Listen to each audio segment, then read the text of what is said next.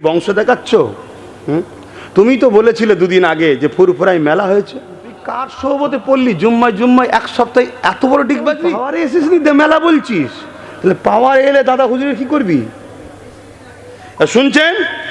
পাওয়ারে এলে তাহলে কি করবি? তুই বংশ দেখাচ্ছিস। যেমন আজকে বলছি, হয়তো এ ভাববে যে আমার ক্ষতি করছে। না, তুই যদি আল্লাহ আল্লাহ করে হেরে যাস বেঁচে যাবি তুই। না হয় তোকে যে কি কি খারাপ কাজ করাবে তুই বুঝতে পারছিস নি। দেখলি নি একজনকে বলছে আসো নমস্কার বলো।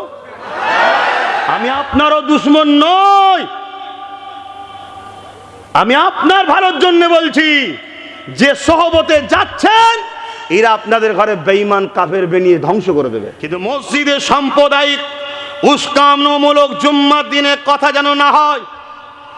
এক্স মুখ্যমন্ত্রী, প্রাক্তন মুখ্যমন্ত্রী কয়েকদিন আগে বলেছে না বলেন, এই বিষয়কে নিয়ে ইমামদের মসজিদে আওয়াজ তোলা দরকার। যে যারা বলে ইমামরা সাম্প্রদায়িক কথা বলে, উস্কানিমূলক কথা বলে, এ মুসল্লিরা তাদেরকে ধিক্কার জানানো দরকার। এতটুকু তো বলা দরকার আছে না? না, তাই জাতিকে বলবো, যারা আমার মসজিদকে বলে উস্কানিমূলক কথা ছড়াবার জায়গা, ইমামের গায়ে দাগ লাগায়, এদের সাথে সাথ দিও না, দিও না। যদি মুখ না খুলতে পারে তাকে জিতিয়ে আমাদের কোনো লাভ হবে? আর আজকে এদের বিরুদ্ধে যারা বলেনে তাদের ওপরে ভরসা করলে হয়? অলরেডি তো বলছে, মা কি ছেলের কথা ফেলতে পারে? লজ্জা। বাঁচাতে যদি চাও, তোমরা একে বাঁচাতে চাও তো, ফিরে আসুক চাও তো, সোজা রাস্তা বলছি, সোজা রাস্তা, একে হারিয়ে দাও। এ যখনই হেরে যাবে একে আর গুরুত্ব দেবে না। শুধুমাত্র এই মুখটাকে দেখিয়ে মুসলিম জাতির কাছে নিয়ে দেখা চাই, দেখো হুজুর আছে গো আমার সাথে, হুজুর আছে গো আমার সাথে। তোরা যদি চিটিংবাজি করে জালিমের পক্ষ নিয়ে আল্লাহর ঘরের দায়িত্ব নিতে পারিস, তাহলে আমি হুজুর রাজনীতির দায়িত্ব নিতে হবে, ঠিক না বেঠে? এখন কোনো ভালো ঘরের ছেলে যদি বলে যে ওসব অন্য কারোর দিকে তাকাওনি, তুমি আমার দিকে তাকাও, কোন বংশ থেকে তুই বংশ দেখাচ্ছ? তুমি তো বলেছিলে দুদিন আগে যে ফুরফুরায় মেলা হয়েছে। তোমার গালে চুনকালি নেই? তোমার গালে চুনকালি লাগে না? হ্যাঁ, তুমি কার পাল্লায় পড়ে এত খারাপ হয়ে গেলে? তুমি তো ভালো ছেলে, তোমার তো বাপ ভালো, মা ভালো, তোমার বংশ ভালো, খানদান ভালো, তোমার রক্তটাও ভালো। তুই কার সোহবতে পড়লি? জুম্মায় এক সপ্তাহে এত বড় ডিগবাজি? দাদা হুজুরের রক্ত পানি করা, আড়াইশের বাতাসা দিয়ে আদম আলাইহিস সালাম থেকে শুরু করে পৃথিবীর শেষ দিন পর্যন্ত প্রত্যেকটা নরনারী ইমানদারের রুহের মাগফিরাতের জন্য ইসালের সওয়াব। মেলা নয়। তুই তখন পাওয়ারে এসেছিস নি, মেলা বলছিস? তাহলে পাওয়ারে এলে দাদা হুজুরের কি করবি? শুনছেন? পাওয়ারে এলে তাহলে কি করবি? তুই বংশ দেখাচ্ছিস। কথা কি গায়ে লাগছে নাকি? দাদা হুজুর আগে বাপ। এই যেমন আজকে বলছি, হয়তো এ ভাববে যে আমার ক্ষতি করছে। না, তুই যদি আল্লাহ আল্লাহ করে হেরে যাস বেঁচে যাবি তুই। না হয় তোকে যে কি কি খারাপ কাজ করাবে তুই বুঝতে পারছিস নি। দেখলি নি একজনকে বলছে আসো নমস্কার বলো। ও জানে না, ও জানে না, ও তো ঘুমটা দিয়ে মসজিদে ঢুকে সালাম দেয়। তুই এখানে কেন বললি? তুই বলতে পারতিস যে আপনি সালাম দেন, কি বলতে পারতিস না? না, ইচ্ছা করে করে বেঈমান করছে। এদের টার্গেট, এদেরকে বলা হয় তাগুদি শক্তি। এদেরকে কি বলা হয়? তাগুদি শক্তি, যারা ক্ষমতার জোরে ইসলাম থেকে মানুষকে সরায়। কথা বুঝে আসছে? দেখলেন না? তারপরে ব্যতিক্রম যেটা হয়েছে ওটা নিয়ে আমি বলবো না, কেন বেচারি পুরো ফেঁসে গেছে। না, ওই হাত ধরাটাকে আমি সমালোচনা করবো না, না না না না, ওটার সমালোচনা করবো না। ওগুলো বুঝতে হয়, কারো ব্যক্তি রাগ করতে হবে না। এটা হলো ইসলাম বিরোধী কাজ করে ফেলেছে। বলবেন ওটা কি বিরোধী নয়? ডাক্তারখানায় গেলে অনেক লেডিস ডাক্তার আপনার হাত চিকিৎসা করে না, করে না, ওটা ব্যতিক্রম নাচার। বাস ট্রেনে গেলে একে অপরের গায়ে গা ঠেকে যায় না, যায় না, এটা নাচার। তো ও বেচারি একদম ফেঁসে গেছে। কথা বুঝে আসছে? ওইটা নিয়ে আমি তর্ক করবো না। কিন্তু আপনি তো বলতে পারতেন যে বুকে হাত দিতে পারতেন, হাত লাড়াতে পারতেন, ঠিক না বেঠিক? এটা তো করতে পারতেন। কিন্তু না, আমি আপনারও দুশ্মন নয়। যদি খবর যায়, আমি আপনারও দুশ্মন নই, আমি আপনার ভালোর জন্য বলছি। যে সহবতে যাচ্ছেন এরা আপনাদের ঘরে বেঈমান কাফের বানিয়ে ধ্বংস করে দেবে। এদের থেকে দূরে সরে যান। তা আমিও এর দুশ্মন হিসেবে বলছি না, একে আমি ভালোবাসি, বাঁচাবার জন্য বলছি। এ যদি হেরে যায় একে আর কোনো দাম দেবে না। দেখছেন না, আমার বাড়ির একজন খুব করেছিল, অনেক অবদান আছে না নাই? আসার পিছনে 50% অবদান তার ছিল। হ্যাঁ, তেনার সঙ্গে আমার অনেক মতনৈক্য ছিল আর ছিল, কিন্তু কোনোদিন আমি তেনার বিরুদ্ধে বলেছি একটাকেও দেখাতে পারবে না। না না না না, অত সহজ নয়। আমি জানি ভুল হচ্ছে, কাল সে ভুল বুঝবে, কিন্তু মর্যাদার জায়গায় যদি চটিয়ে ফেলি আর এক জায়গায় হওয়া যাবে না। কথা বুঝে আসছে? তা আজকে দেখুন তেনাকার পুষছে কি, কেন পুষছে না? দেখে নিয়েছে এনার পাশে লোক নাই, তাই একটা নতুন মুখ দরকার, নতুন মুখ নিয়েছে। দেখার চাই, দেখো, দেখেছো দেখেছো, এই হচ্ছে ব্যাপার। এরা ব্যবহার করছে শুধুমাত্র। তাহলে আমি বলতে চাইছি, মসজিদে ইমাম সাহেব জুম্মার দিন উস্কানোমূলক বক্তব্য দেয়, তো এই কথাটা বলা ঠিক করেছে না অন্যায় করেছে? এর বিষয়ে যদি মুখ না খুলতে পারে তাকে জিতিয়ে আমাদের কোনো লাভ হবে? কথা বলেন। তাহলে আমি দেখছি মৌলী সাহেব, আমি দেখছি হুজুর সাহেব, কিন্তু মসজিদে সাম্প্রদায়িক উস্কানোমূলক জুম্মার দিনে কথা যেন না হয়। এক্স মুখ্যমন্ত্রী, প্রাক্তন মুখ্যমন্ত্রী কয়েকদিন আগে বলেছে না বলেনে, এটা আমার আল্লাহর ঘরের নামে মিথ্যাচার ছড়ালো না? এটা ইমামদের নামে মিথ্যাচার ছড়ালো না?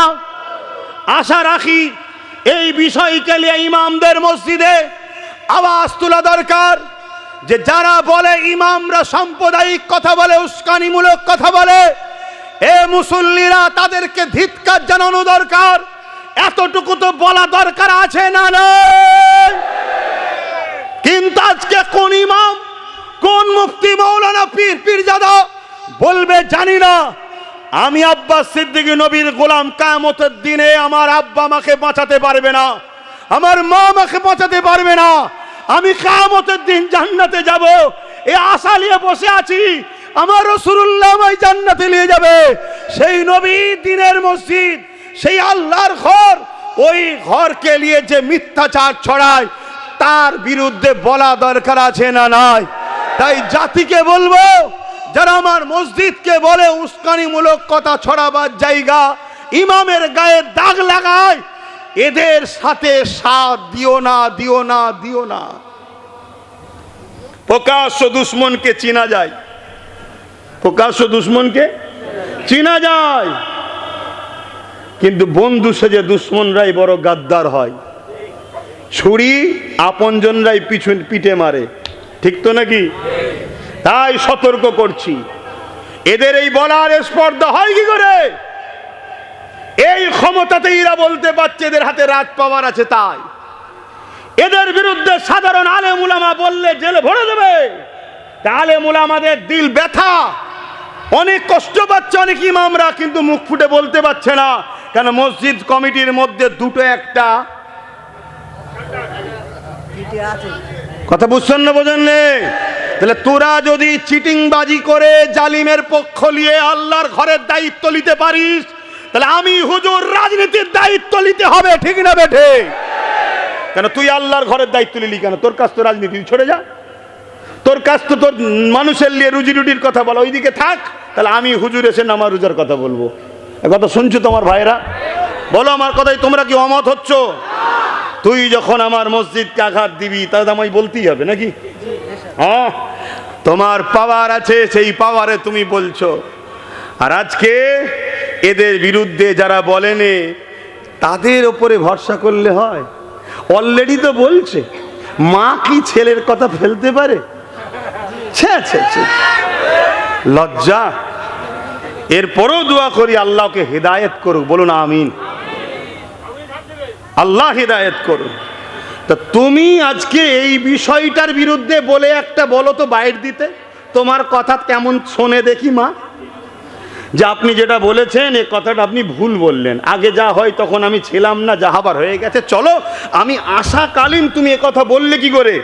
হ্যাঁ, অতএব তুমি বাইট দাও যে মসজিদে উস্কানিমূলক কথা বলাটা আমার ভুল হয়েছে, ওটা স্লিপ বেরিয়ে গেছে, আমি কথাটাকে উইড্রো করে নিচ্ছি। দেখি তো তোমার কথাই তোমার। তাহলে তোমার যদি এই কথাটা না নাই, তা তুমি জিতার পরে তোমায় দেবে নাকি? হ্যাঁ, ওই যাক মৌলানাকে রেখে দিয়েছে, এরকম তোমায় করে দেবে। তা তোমাকে জিতি আমার কি লাভ? কথা বলো। এটা অন্য জায়গা থেকে কানেকশন এসছে। কেউ বলেছিল জাহান্নামে যে দাঁড়াতে বললে দাঁড়াবো, তো সেইখান থেকে কানেকশন এসছে, উনি এনাকে শিখিয়েছে। কিন্তু ভাবেন, আমার কথা খারাপ লিখছেন? এই খারাপ লিখছেন? আত্মীয় আগে না ইমান আগে? আত্মীয় আগে না ইসলাম আগে? আত্মীয় আগে না আল্লাহ রসুল আগে? আত্মীয় আগে না নিজের দিন আগে? আমি তারপরেও দোয়া করছি আল্লাহকে হেদায়েত করুক। বাঁচাতে যদি চাও তোমরা, একে বাঁচাতে চাও তো, ফিরে আসুক চাও তো? জোরে বলো, চাও না চাও না? যত ভালো ঘরের ছেলে ভুল করে ফেলেছে, গালিগালাজ করবে না, খারাপ কথা বলবে না, এ ফিরে আসুক, এটা চাও না চাও না? কারা কারা চাও যে ফিরে আসুক? হাত তুলে বলো, চাও তো? সোজা রাস্তা বলছি, সোজা রাস্তা, একে হারিয়ে দাও। দিদি বলো কেন? উত্তরটা লাও, কেন? এ যখনই হেরে যাবে একে আর গুরুত্ব দেবে না।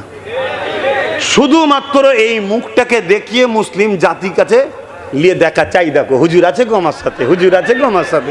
কেন? ও বুঝে নিয়েছে আমার পাশ থেকে হাওয়া, মুসলমান পালিয়েছে, সব নওশাদের দিকে পালাচ্ছে। বলো না, মসজিদে উস্কানিমূলক কথা বললো কেন? কি ক্ষমা চাওয়া দরকার আছে না? না, ক্ষমা চাক। আমি আগেও বলেছিলাম, কেউ কোরআন শেষে বলেছে ভুল করেছি বলুক। আমি আগেও বলেছিলাম যে রাস্তার পথচারী কুকুরের বাচ্চাকে মিড ডে মিল খেতে দেবো, তো মাদ্রাসার বাচ্চাদেরকে মিড ডে মিল খেতে দেবো না। কথাটা কার? প্রাক্তন মুখ্যমন্ত্রীর। তাহলে আমাদের মাদ্রাসার বাচ্চারা কি রাস্তার পথচারী কুকুরের বাচ্চার থেকেও খারাপ? জোরে বলুন।